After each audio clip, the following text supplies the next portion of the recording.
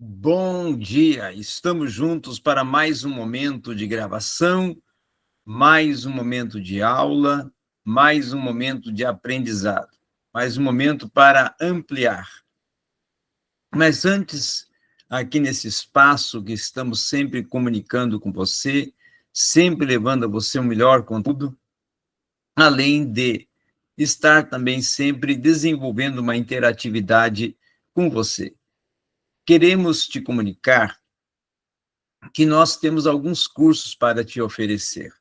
Temos o curso, por exemplo, de hermenêutica filosófica, um curso extraordinário para você transitar no pensamento de muitos autores e filósofos e teóricos que construíram todo um arcabouço da hermenêutica filosófica, desde Schleiermacher até o Hans Gadamer, sendo que o Hans Gadamer, que é o pai da hermenêutica filosófica, ele é o nosso foco, esse é o nosso ser, nosso centro, mas através dele vamos dialogar com Schleiermacher, Wilhelm Tilden, Heidegger, Hegel, Merleau-Ponty, Habermas e outros grandes teóricos dentro desse contexto da hermenêutica filosófica, também incluindo o Paul Ricoeur, que não podemos nunca deixar de mencionar o Paul Ricoeur, até porque Paul Ricoeur ele está vinculado à proposta gandameriana, ok? Eu aguardo você, entre em contato comigo pelo WhatsApp 62981091777.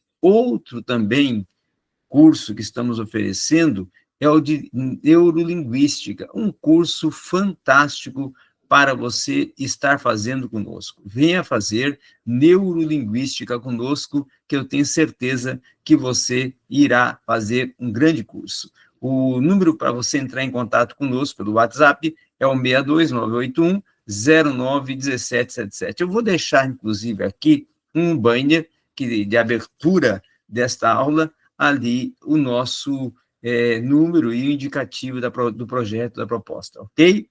Eu conto com a sua participação. Hoje, nós vamos falar de princípios da filosofia do futuro.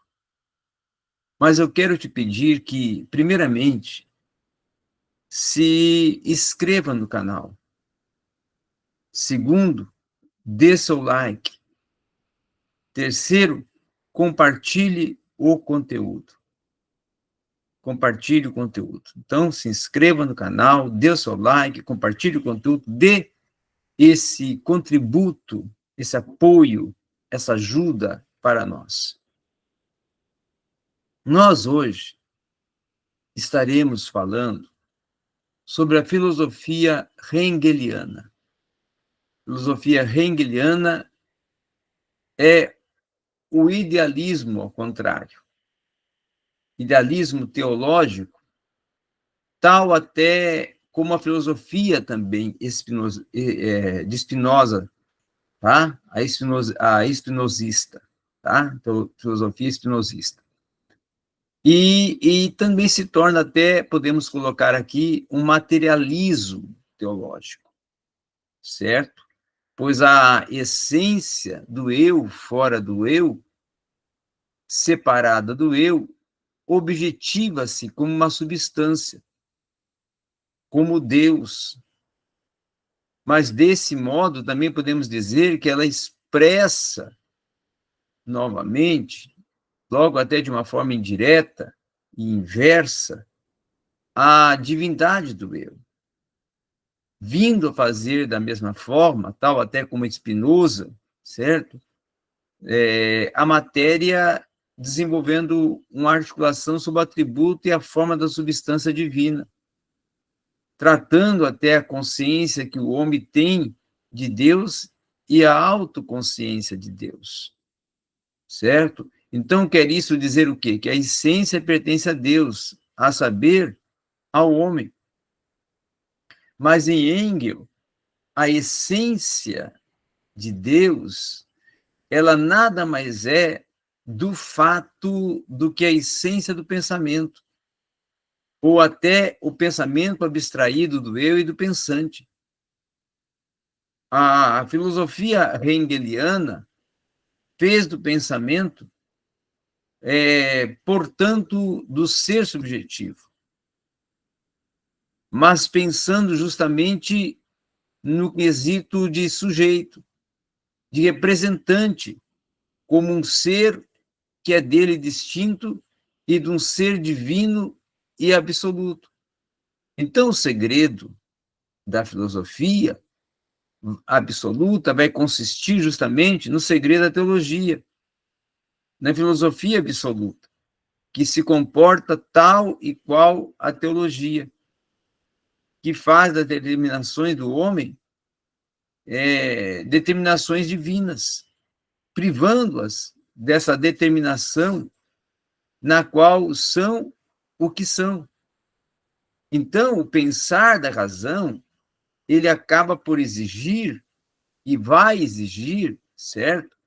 Um pensar que se torna absoluto, que chega até ao ponto de trazer uma abstração do pensar, de fazer tal abstração uma razão que vai cessar dentro do imediato, dentro do subjetivo, dentro da representação da maioria, dentro do que podemos considerar de abstrair mediante abstração que torna um verdadeiro em si, que coincide justamente com o ponto denominado de indiferença do subjetivo e do objetivo. Então, Skilling vai dizer, por exemplo, que o pensar privado de uma determinade, tá? Ele é pensar uma atividade da subjetividade e até da própria essência da lógica de Hegel, a lógica hegeliana. Então, a lógica é e chama, mesmo assim e expressamente, podemos dizer até de uma lógica subjetiva, de formas da subjetividade, que se tornam um objeto da lógica subjetiva, que não devem ser subjetivos, que são pautados no conceito, no juízo e no silogismo, que até as formas particulares do silogismo e do juízo se tornam um juízo problemático, um juízo assertórico. Não são conceitos, são juízos e silogismos que vão proceder ou preceder de formas objetivas que vão existir em si para si, que se tornam formas absolutas. É assim, então, que a filosofia absoluta desapropria. É assim que a filosofia absoluta, ela registra uma própria essência. É assim que a filosofia absoluta, ela indica uma discussão sobre o pensamento que ela vai propor um sentido para o que não tem sentido. Então, o que Hegel, na verdade, está censurando a filosofia até proposta por Fichte, é a saber que cada um julga ter em si o eu que é dele e é divertido. E, no entanto, até podemos dizer e considerar que é contra em si o eu. Então, vale-se também até pensarmos e mensurarmos nesse aspecto, nesse sentido, que essa filosofia especulativa em geral, ela nos torna quase até que podemos considerar como todas as coisas, no sentido em que já não se reconhecem as coisas, que já não se comprovam, que não se sente, que não se percebem as coisas.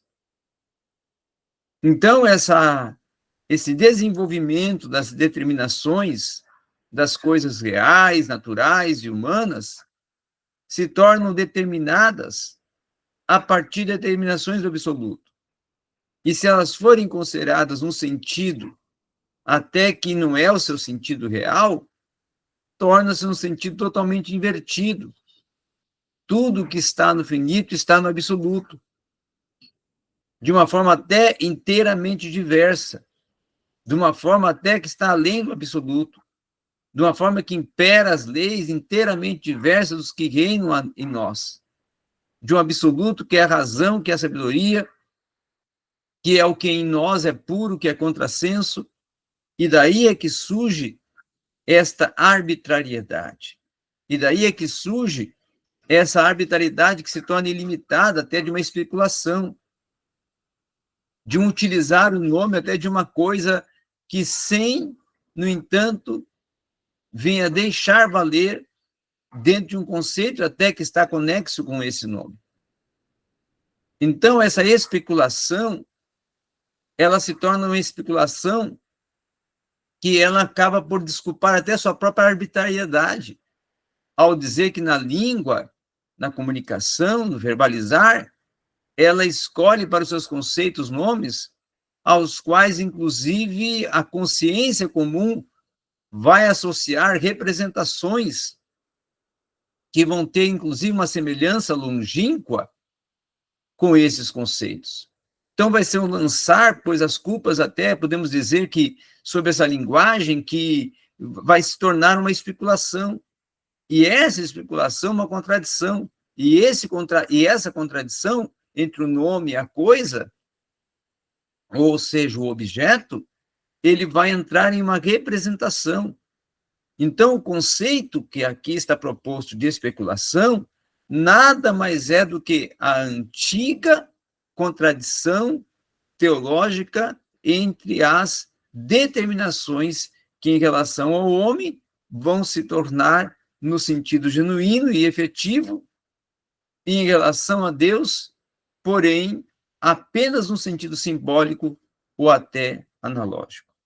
Então, sem dúvida, nós podemos dizer que a filosofia não tem de se preocupar com as representações, que o uso, o abuso comum, ele vai associar-se a um nome, mas também vai se vincular a uma natureza que é determinada das coisas até cujos signos se tornam seus nomes, se tornam nomes, então.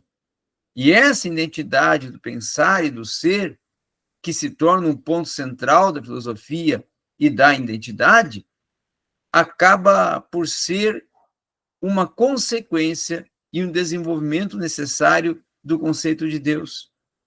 Enquanto até ser cujo conceito ou até essência vai implicar existência. Então, a filosofia especulativa, ela apenas generaliza e ela unicamente vai transformar uma propriedade do pensamento e do conceito em geral, que a teologia vai transformar numa propriedade exclusiva do conceito de Deus. E aí vai se gerar-se uma identidade do pensar e do ser que se torna uma expressão da divindade e da própria razão. Uma expressão do seguinte, que o próprio pensar nesse aspecto, ou a razão, se torna um ser absoluto, uma quinta essência de toda a verdade, de toda a realidade, de que não venha a se tornar, até podemos dizer aqui, um existir de uma razão que se torna tudo, e até também de uma teologia estricta. Então, Deus é tudo, e isto é tudo que existe de essencial e de verdadeiramente existente. Mas um ser que não se distingue do pensar, um ser que é apenas um predicado ou uma determinação da razão, e tão só um ser pensado e abstrato, na verdade, nesse aspecto, para essa proposta filosófica, não é ser algum, porque a identidade do pensar e do ser exprime somente a identidade do pensar consigo mesmo. Então, quer isso dizer que o pensar absoluto não se desembaraça do si, e não se desembaraça também, não sai de si para o ser. E o ser permanente e um além acaba por registrar uma filosofia que é absoluta e que ela vai transformar, sem dúvida, o além da teologia, numa quem, mas também numa compensação que vai transformar para nós, até podemos dizer, o aquém do mundo, que é real no além.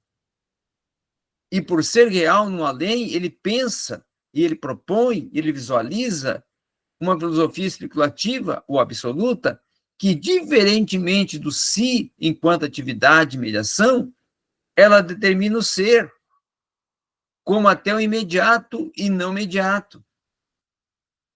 Até para um pensamento, que pelo menos para o pensamento não vai ser o que temos diante de nós. O ser que nada mais é do que isto. O pensar que põe o ser diante de si, mas dentro de si mesmo, e por conseguinte até suprime de uma forma imediata algumas das dificuldades e a oposição do mesmo, que vai, a seu respeito e com efeito, trazer um pensar dentro do pensar que nada mais é do que o próprio pensamento. Então, o seu ser é apenas o imediato, e se a imediatidade sozinha constitui a sua diferença quanto ao pensar, como então podemos dizer que será fácil mostrar que ao pensar também pertence uma própria determinação da imediatidade, logo ser, até se uma simples determinade do pensamento, vai constituir a essência de um ser? Como é que o ser deveria extinguir de pensar? Então, a prova de que algo existe, mais nenhum sentido tem a mão, se ser o que de algo não é só pensado, mas se torna uma prova no que se pode tirar do próprio pensar. E se o ser houver de acrescentar esse objeto, esse sentido do pensar, aí vai importar que ao próprio pensar algo se acrescente distinto do pensar.